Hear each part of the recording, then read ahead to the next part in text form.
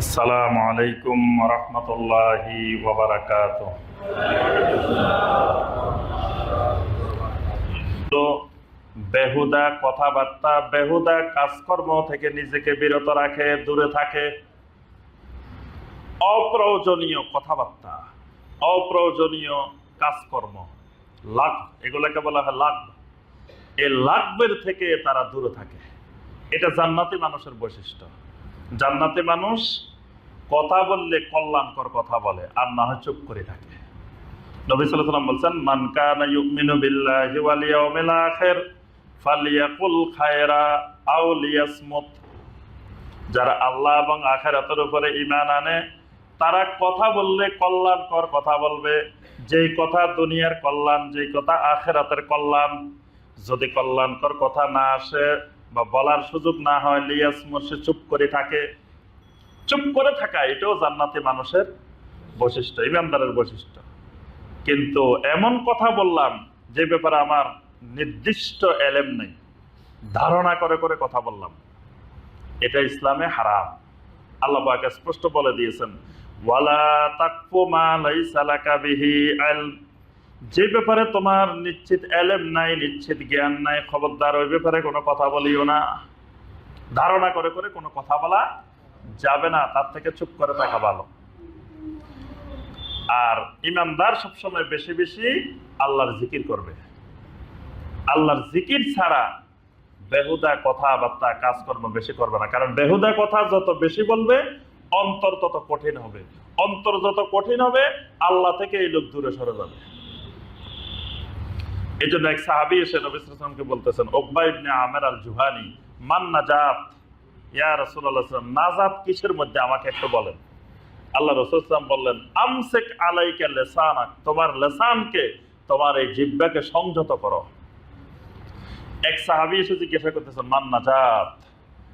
নবী সাল্লাল্লাহু আলাইহি ওয়াসাল্লাম খালি জিহ্বাটা বাহির করে দেখাইলেন, আর কিছু বলেন নাই। নবী সাল্লাল্লাহু আলাইহি ওয়াসাল্লামের শিক্ষাদান পদ্ধতির এটাও একটা পদ্ধতি।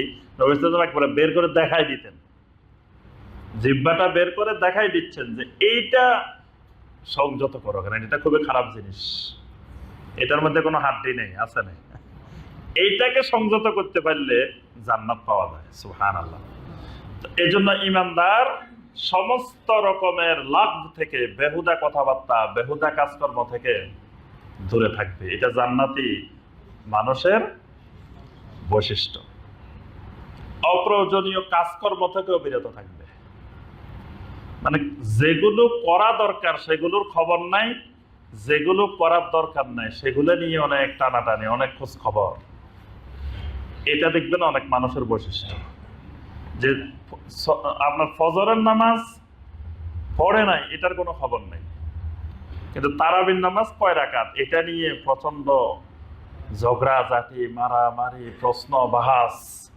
কিন্তু বাংলাদেশে লক্ষ লক্ষ কোটি কোটি মানুষ ফজরের নামাজ পড়ে না। এটা নিয়ে কোনো বাহাসও নাই, মোনাজারাও নাই, কোনো ধরনের কথাবার্তাও নাই, কিছুই নেই, চুপচাপ। তারাবির নামাজ যদি কেউ না পড়ে, এই লোক জাহান্নামে যাবে না। আল্লাহ পাক কিয়ামতের ময়দানে কাউকে জিজ্ঞাসা করবে না, এই মিয়া তারাবির নামাজ পড়ো নাই কেন? এই প্রশ্ন আল্লাহ পাক কাউকে করবেন না। কিন্তু ফজরের নামাজ পড়ছে কিনা, এটা প্রত্যেকটা নারী পুরুষকে আল্লাহ প্রশ্ন করবেন।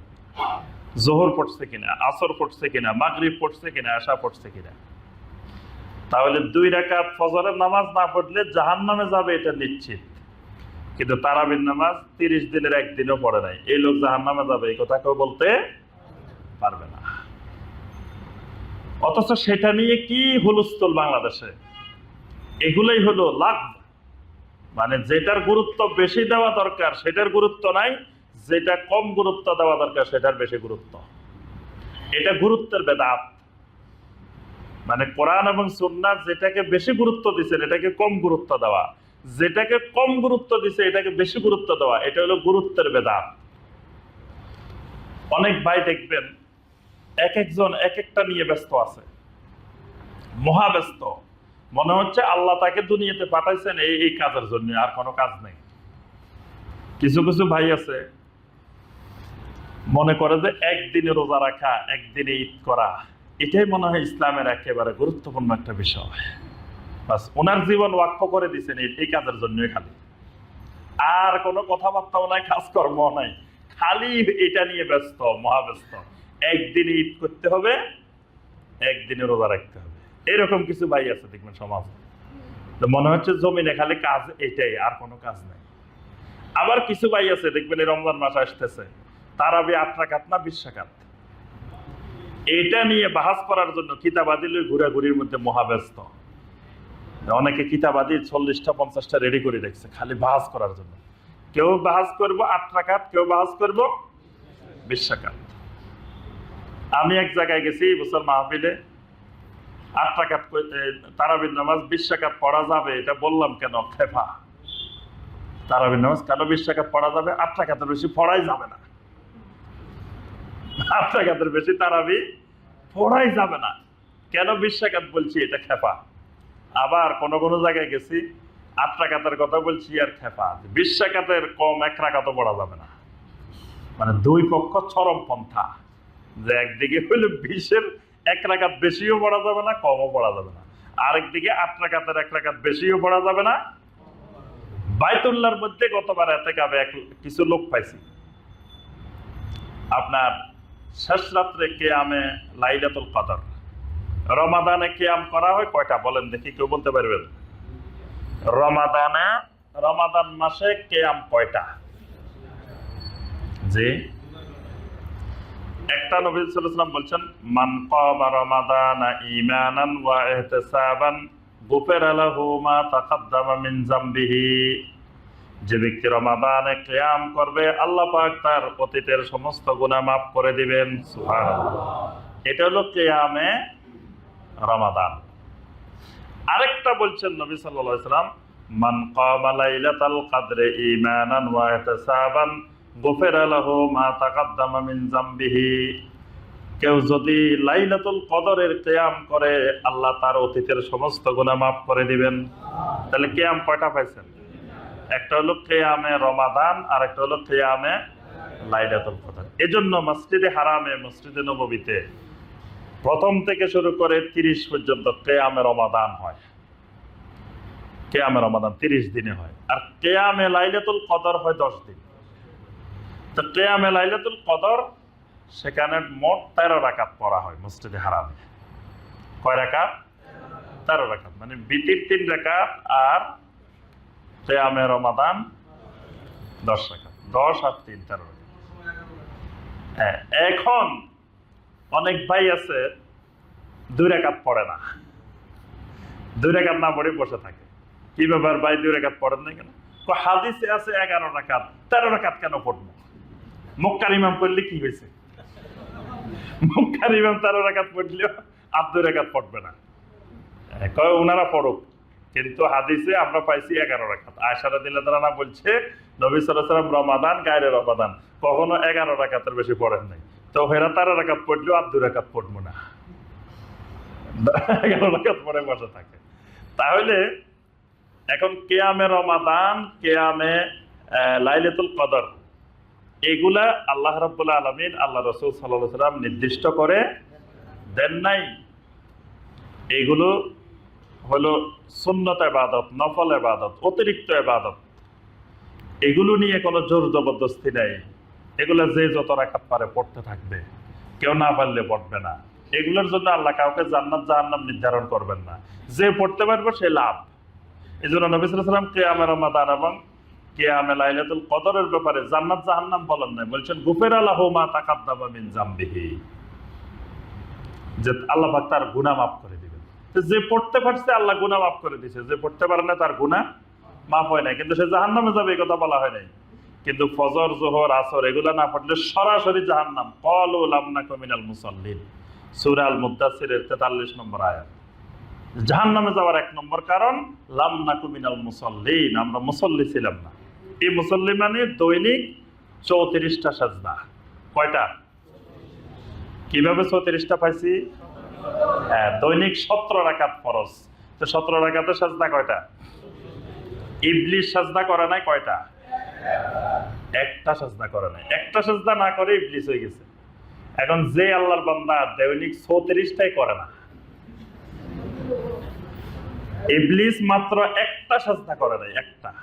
আল্লাহ বলছেন উসজুদু লি আদম। ইবলিসে একটা সাজদার নির্দেশ লঙ্ঘন করে ইবলিস হয়ে গেছে। এবার বুঝতে পারেন যে আল্লাহর বান্দারা দৈনিক 34টা, মাসে কয়টা?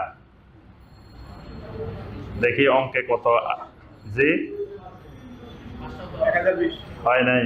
এই তো আলহামদুলিল্লাহ বাই পাচ্ছে। 1020 মাসে 1020টা সাজদা। বছরে কয়টা? বলেন দেখি কত দ্রুত করতে পারেন অঙ্ক। জি, কত? 12,240। দেখেন আমাদের মধ্যে অঙ্কের পণ্ডিত আছে, একেবারে দ্রুত অঙ্ক বাহির করে ফেলছে আলহামদুলিল্লাহ। তাহলে 12,240 এক বছরে আপনি আমি 12,000, যিনি নামাজ পড়ে না তিনি 12,240টা সাজদা লঙ্ঘন করছে। তাহলে ইবলিস একটা সাজদা লঙ্ঘন করার কারণে যদি তার এই পরিণতি হয়, যে আল্লাহর বান্দা, যে আল্লাহর বান্দি 12,240টা এক বছরের সাজদা, এবার অনেকে আছে 10 বছর, 20 বছর, 30 বছর পড়েন, কত হাজার সাজদা সে আল্লাহর নির্দেশ লঙ্ঘন করছে। এই জন্য আল্লাহ পাক বলছেন 3 নম্বর শর্ত হইল জান্নাতি হওয়ার বেহুদা নিরর্থক কাজকর্ম থেকে দূরে থাকা। এই জন্য বেহুদা কথাবার্তা, বেহুদা কাজকর্ম এগুলা বাদ দিয়ে যেটা বেশি দরকার, যেটা আগে দরকার, এগুলো নিয়ে ব্যস্ত হওয়া, এটা হলো ইমানদারের। কিছু কিছু সাহাবী এসে প্রশ্ন করতো, মাতার সা, কিয়ামত কবে হইব? তা আল্লাহ রাসূল সাল্লাল্লাহু আলাইহি ওয়াসাল্লাম কখনো এটা জবাব দিতেন না, বলতেন যে আরে মিয়া কিয়ামত কবে হইবে এটা তোমার কি দরকার? কিয়ামত যখনই হোক, তোমার দরকার হলো ওয়া মাজা আদাত্তা লাহা, তুমি কি প্রস্তুতি নিছো কিয়ামতের জন্য, ওইটা তোমার দরকার। তাহলে তুমি প্রশ্ন করবা যে কি প্রস্তুতি নেওয়া দরকার আমার, প্রশ্ন হবে এটা। তুমি এই প্রশ্ন নাই, তুমি প্রশ্ন করতেছো যে কিয়ামত কবে হইব। এই যে কিয়ামত কবে হইব এটা উত্তর, এটা প্রশ্ন জানা, এটা বেহুদা প্রশ্ন। এই জন্য দেখবেন বর্তমানে অনেক ভাই আছে কিয়ামত নিয়ে মহাব্যস্ত, কিয়ামতের আলামত নিয়ে, কিয়ামত নিয়ে মহাব্যস্ত। এটাও সালাফদের মানহাজের খেলাফ। সালাফেরা কিয়ামতের ব্যাপারে আলোচনা করতেন, নির্দেশনা দিতেন, কথা বলতেন, কিন্তু শুধু কিয়ামত নিয়ে মহাব্যস্ত হয়ে পড়তেন না। কারণ ইসলামের তো আরো অনেকগুলো বিষয় আছে, খালি কিয়ামত একটা বিষয় না।